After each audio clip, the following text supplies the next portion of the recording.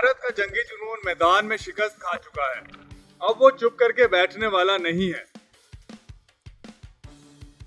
वो पाकिस्तान में दहशतगर्दी करवा रहा है और इल्जाम भी पाकिस्तान पर ही लगा रहा है। पहलगाम हमले की आड़ में झूठ पर झूठ बोलकर दुनिया को धोखा दिया जा रहा है। जाली शनाख्ती कार्ड, चॉकलेट के रैपर्स और फर्जी बायोमेट्रिक को आड़ बनाकर शवाहिद के तौर पर पेश करने की कोशिश की जा रही है। ये सब कहानी का हिस्सा है ताकि पाकिस्तान को बदनाम किया जा सके। लेकिन याद रखें, पाकिस्तान ना झुकेगा और ना दबेगा।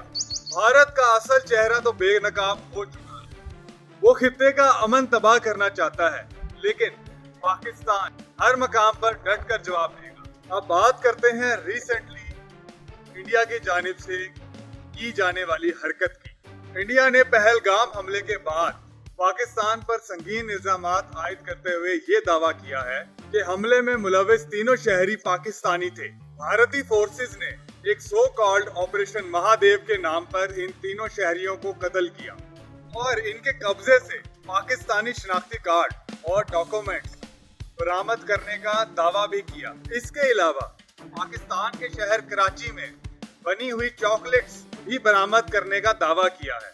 इंडिया के मुताबिक हमले में इस्तेमाल होने वाले असले के खौल पाकिस्तानी साख्त से मेल खाते हैं। ये सब कुछ करने का मकसद सिर्फ और सिर्फ पाकिस्तान को दुनिया के सामने बदनाम करना और इंडिया में पॉलिटिकल गेन हासिल करना है। पाकिस्तानी हुकूमत ने इन सब इल्जामात को मुस्तरद करते हुए ये कहा है कि ये सब कहानी मन घड़त है और पाकिस्तान ने हमेशा की तरह गैर जानिबदार बैनुल-अक़वामी तहकीक का मुतालबा किया है, जिसे इंडिया ने सरप्राइजिंगली रद्द कर दिया है। तो दोस्तों, ये सब कुछ सुनने के बाद अब आप ही फैसला करें कि क्या सच है और क्या गलत है। आपको क्या लगता है कि इंडियन ऑक्युपाइड कश्मीर में, जहां पर लाखों की तादाद में इंडियन फोर्सेस डिप्लॉय हुई है, वहां पर 3 लोग या 4 लोग या 5 लोग सिक्योरिटी को बाईपास करके इतनी बड़ी दहशतगर्दी का वाकया सर अंजाम दे सकते हैं?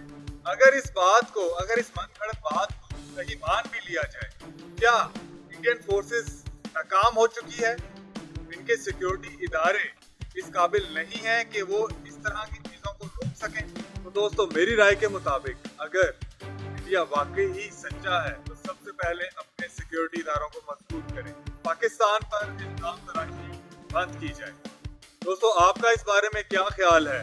अपनी राय कमेंट्स में लाजमी दीजिएगा और अगर आप इस बात से एग्री कर रहे हैं तो इस वीडियो को लाइक भी लाजमी कीजिएगा।